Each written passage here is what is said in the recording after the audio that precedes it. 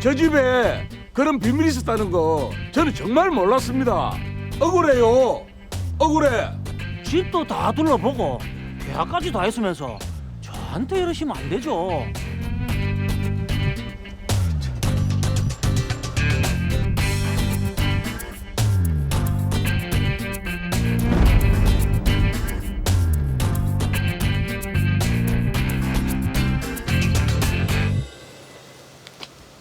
여기야. 네, 아빠. 이 건물이에요. 제가 여러 곳 둘러봤는데 위치도 그렇고 제일 괜찮더라고요. 아빠 연세도 있으시고 하니까 일 그만하시고 월세만 받아도 앞으로 쭉 생활하는 데는 걱정 없을 거예요. 그래 그래. 우리 딸이 꼼꼼하게 알아봤다니 한번 둘러보자. 와, 정말 효녀시네요. 부럽네요. 안녕하세요. 희는 씨 빨리 도착하셨네. 안녕하세요. 아빠, 여기 계속 알아봤던 부동산 사장님. 아 그래? 안녕하십니까. 안녕하십니까. 아 반갑습니다. 따님이 보는 안목이 대단하십니다. 아 예. 자, 어서 들어가 보시죠. 예 예. 집도 깨끗하고 세입자분들도 다 좋으십니다. 근데 저거는 뭔가요? 아, 1층 보일러실입니다.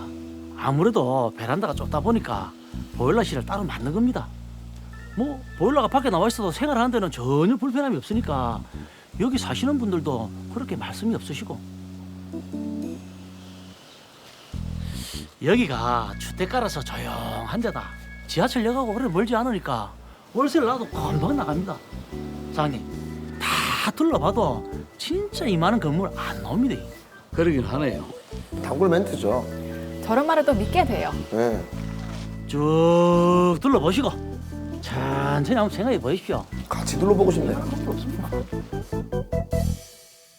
강사님, 이쪽은 건물 매수하신다는 분. 아, 예. 안녕하세요. 안녕하세요. 저는 이 건물 처분 안 하려고 했는데 바깥 양반 때문에 어쩔 수 없이 내놨어요. 아, 그러세요. 혹시 세입자분 중에 좀 문제가 있거나 그런 분은 안 계시죠? 그런 부분에 대해서는 트러블이 있거나 한 적 한 번도 없어요. 자, 두 분 요 계약서 한번 읽어보시고 여기 도장 찍어주시면 됩니다.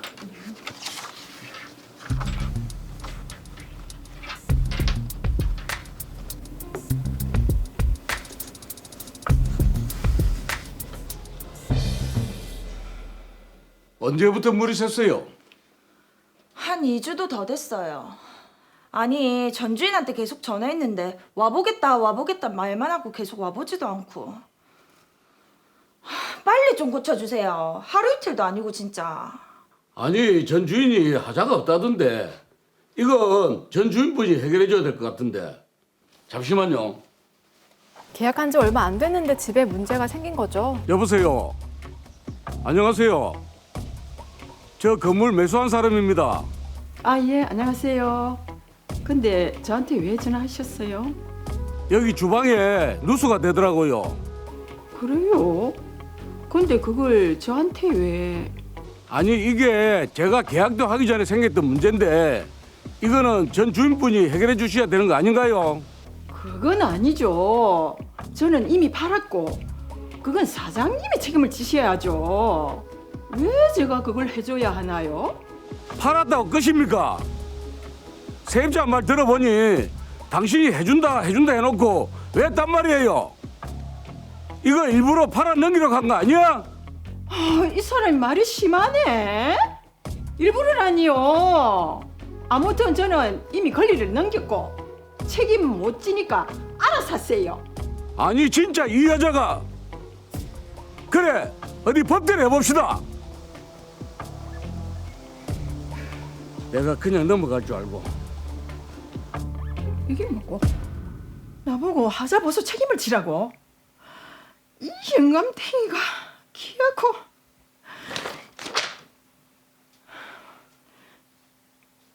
그래.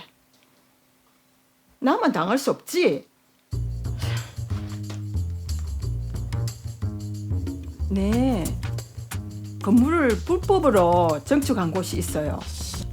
신고하려고 하는데요. 증거 사진도 다 있습니다. 네네. 괘씸하다고 신고를 하셨네요. 내가 그냥 가만히 있을 줄 알고 그냥 자기가 조용히 해줬으면 됐지. 아빠 앞으로 구청에서 등기가 안 돼? 구청에서 뭐지? 강제 철거 및 이행 강제 명령? 불법 증축물을 철거할 때까지 이행 강제금을 부과할 수 있어. 그게 무슨 말이야? 우리 건물이 불법 증축됐다고. 계약할 땐 그런 말 없었잖아. 이게 무슨 말이야?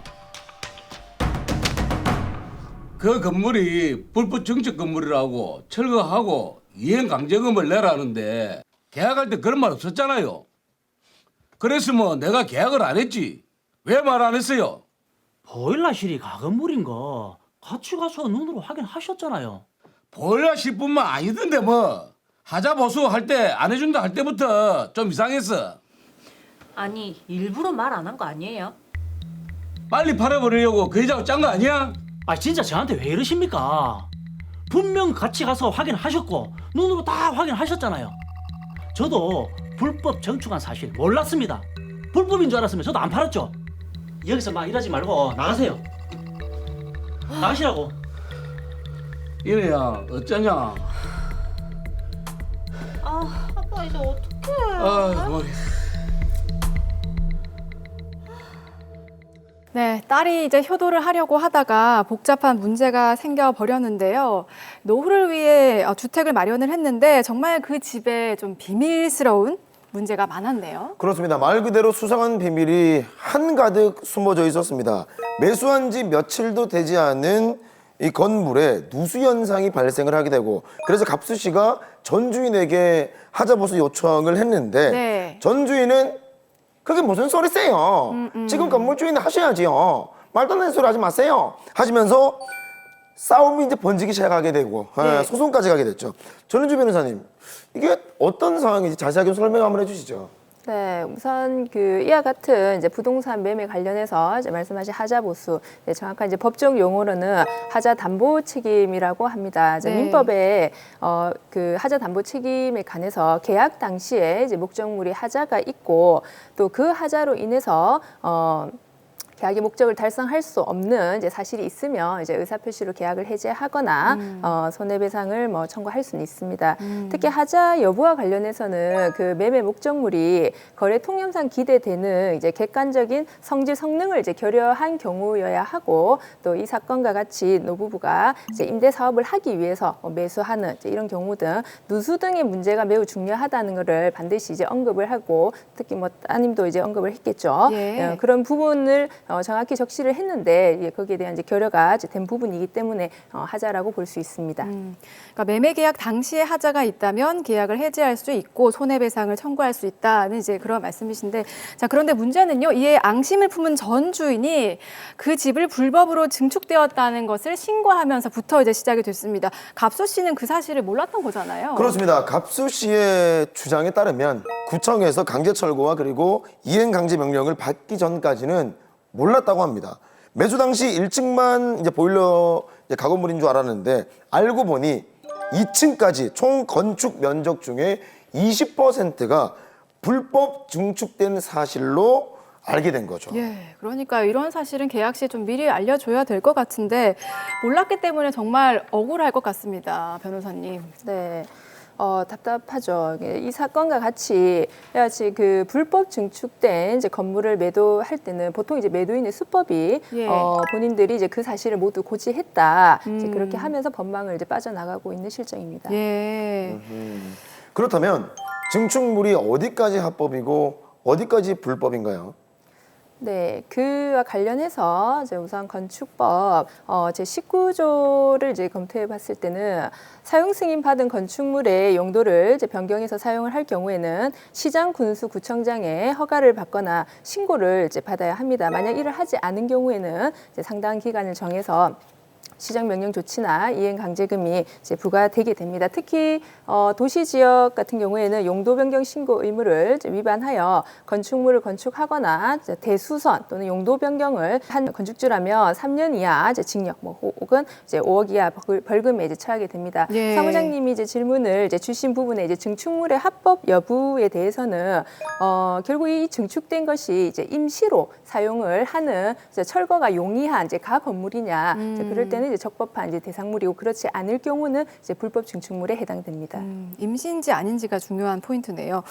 자, 이게 만약에 무단으로 증축이 되었다는 걸 알았으면 계약을 하지 않았을 것 같은데 어떻습니까? 좀 구제할 방법이 없을까요? 하자 담보 책임의 경우에는 우선 이 제척 기간이라는 것이 있습니다. 예. 매수인이 이 물건을 이제 매수하고 그 목적물의 하자가 이제 생긴 사실을 안 때부터 6개월 안에 이런 부분들을 이제 법적 조치를 취해야 되고 예. 만약 매수인이 이에 대한 하자를 알았거나 알 수 있었더라면은 이와 같은 손해배상 청구까지 제한됩니다. 자, 그러면요. 하자인지 아닌지를 판단하는 기준은 뭔가요? 네, 하자 의미와 관련해서는 이제 보통 이제 대법원 판례 입장은 객관적 하자와 이제 주관적 하자로 이제 구분은 됩니다. 이제 객관적 하자는 목적물이 거래 통념상 이제 기대되는 객관적 성질, 이제 성능이 이제 결여된 것이고. 주관적 하자는 이제 당사자가 예정 또는 보증한 성질, 특별히 이제 매도인에게 그와 같은 이제 성능을 요구하고 이에 대한 이제 결여가 이제 된 것을 이제 말하고 보통 하자는 매매 계약 성립 당시를 기준으로 이제 판단할 수 있습니다. 사실 근데 그 주인공 갑수 씨가 그 집을 살 당시에 그냥 전 주인과 1대1로 한 것이 아니라 공인 중개인, 한마디로 그 부동산을 통해서 계약서를 쓰고 체결을 했단 말이죠. 근데 여기서 저는 정말 궁금한 게 공인 중개인은 과연 진짜 그 누수가 있고 그리고 불법으로 증축된 건물이 있다는 사실을 몰랐을까라는 의구심이 드는데 불법 증축이 된 건물을 중개한 공인 중개인에게는 뭐 다른 뭐 처벌이 없습니까? 원칙적으로 이제 공인 중개인 역시 이와 같은 불법 증축 사실을 이제 본인이 알고 이제 숨긴 뒤에 뭐 매수인을 이제 기망해서 물건을 거래한 경우라면 당연히 이제 형법상 사기죄에 이제 해당이 될 수는 있습니다. 예. 예, 특히 이제 중개사법 이제 시행세 측에는 반드시 중개인은 이 중개 대상물 확인 설명서라는 이제 서류를 이제 교부하게 되는데 예. 이제 그 부분에 이제 적법 위법 여부를 잘못 표시한 경우 사문서 위조죄로도 처벌이 가능합니다. 자, 저는 이 사연을 보면서 참 매도인이죠. 전 주인이 괘씸하다고 느낀 게 불법으로 증축이 된 거를 알고 있었다는 거잖아요. 그럼에도 불구하고 계약 당시에 사전 고지를 하지 않았단 말이죠. 이거는 사기죄로 좀 어떻게 좀 처벌받을 수 있습니까? 네, 일단 부작위한 기망에 해당됩니다. 사기죄는 형법 347조에 규정되어 있죠. 사기죄 성립 요건은 가해자의 기망, 그리고 피해자의 착오, 그리고 처분, 그 손해까지 있어야지 성립이 되는데요. 여기서 말하는 기망은 재산상 거래에서 상호 신뢰와 성실의 의무를 저버리는 모든 적극적, 소극적 행위를 말합니다. 예. 이런 기망의 수단과 방법에는 제한이 없습니다. 자기든지 부자기든지 문서든 말은 상관없이 모든 행위가 되죠. 특히 이제 이 사건 같은 경우에 부작위한 사기죄가 문제가 되는데요. 이런 경우에는 진실을 고지할 의무가 있어야 됩니다. 거래 상대방이 일정한 사실을 고지받았더라면 거래하지 않았을 것이라는 게 점이 인정되면 그 거래로 이득을 취한 자에게는 고자 의무를 다하지 않는 것에 대해서 사기죄가 성립하는 거죠. 예. 부동산 거래에 있어서 상대방이 일정한 시점에 고지를 받았다면 거래하지 않는 것이 명백한 경우에는 사전에 상대방이 그와 같은 사전 고지할 의무가 있게 됩니다. 불법 적중할 사실을 숨기고 매도했기 때문에 기망행위, 기망의 초고의 착오한 의사표시, 처분행위, 그리고 재산의 손해들이 인정된다면 충분히 형법 347조 사기죄가 성립하도록 됩니다. 어쨌든 뭐 이 당사자로 하여금 마음의 상처도 상처지만 경제적 손실이 엄청날 겁니다. 강제 철거 명령 떨어졌지, 네. 이행 강제금 나왔지. 이렇게 되면 뭐 좀 배상을 할 수 있는 돌파구가 없을까요? 네, 결국 이제 그 손해배상 청구를 하게 되는데 이 손해배상 청구 것도 결국 이제 각각의 청구 요건이 이제 구비가 되어야 됩니다. 네, 관련 사건의 이제 그 판결문에서 보면 이와 같은 사실을 이제 모두 수용하고 매매 거래를 한 경우라면은 반드시 이제 그 매매 대금에 이와 같은 손해가 같이 책정이 이제 되어 있고 이제 그렇다면 손해가 발생하지 않았다고 보아서 청구를 받아들여지지 않는 경우도 왕왕 있습니다. 예. 사실 참 잘 모르면 이런 상황을 당하게 될 수밖에 없는 것 같습니다.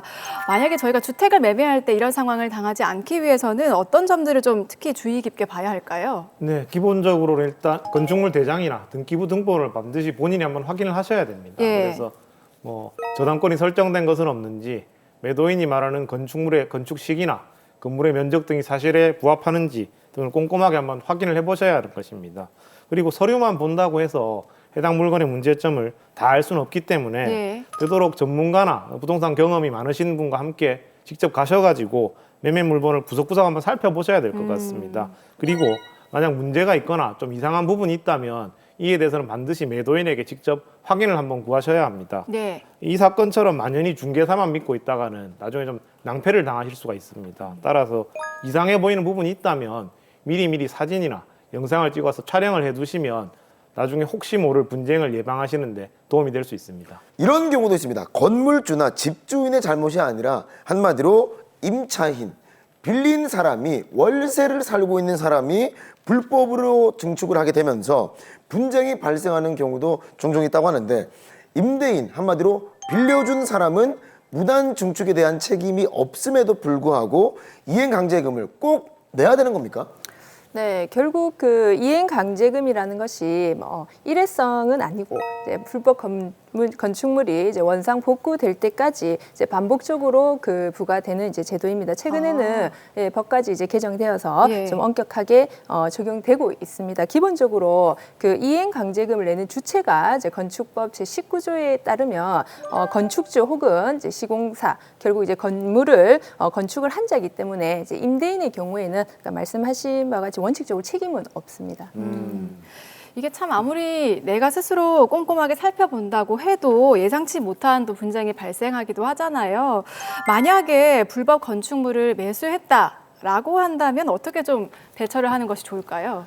네, 이와 같은 불법 증축 사례는 우리 주변에도 많이 일어나고 있으며 특히 이 중개업자와 이제 매도인이 서로 짜고 이제 매수인을 기망하는 경우라면 깜짝까지 속을 수밖에 이제 없는 구조입니다.